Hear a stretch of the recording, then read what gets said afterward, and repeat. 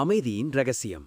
சிறுவன் கார்த்திகேயனின் கதை. ஒரு சிறிய பையன் இருந்தான். அவன் பெயர் கார்த்திகேயன். நல்ல மனசு, நல்ல பையன். ஆனா சில நேரம் ரொம்ப யோசிப்பான். அவனுக்கு தோன்றும், நான் சரியா செய்கிறேனா, அவர்களுக்கு பிடிக்குமா என்று மனசு கலங்கி போய்விடும். ஒரு நாள் அவன் மார்பு வலிக்க ஆரம்பிச்சது. மூச்சு வாங்க முடியல. அவனோட அம்மா அவனை மருத்துவமனைக்கு அழைத்து சென்றார். டாக்டர் சிரித்துக்கொண்டு சொன்னார், பயப்படாதே குட்டி, உனக்கு இதயம் நோய் இல்ல, இது ஸ்ட்ரெஸ்.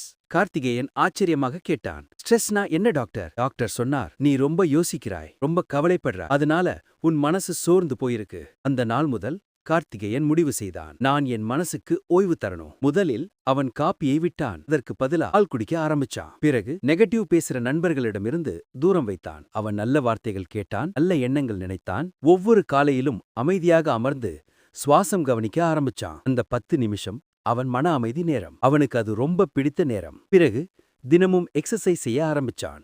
ஓடினான், தாவினான், சிரித்தான். இப்போ ஸ்ட்ரெஸ் வந்தாலும் அவன் சிரித்துக்கொண்டு சொல்வான், நீ போகலாம். அவனுக்கு புரிந்தது, அமைதி என்றால் பயமில்லாத நிலையில்ல, அது நம்ம உள்ளத்தோட நட்பு. கார்த்திகேயன் இப்போ அமைதியா சிரிக்கிறான். அவனோட மனம் லேசா மென்மையா இருக்கு. நீங்களும் உங்கள் மனசுக்கு சிறிய ஓய்வு கொடுங்கள்.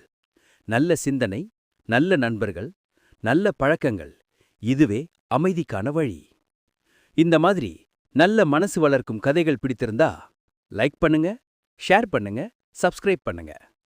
மாத்தி யோசி, லைஃப் ஈஸி கிட்ஸ் சேனல்.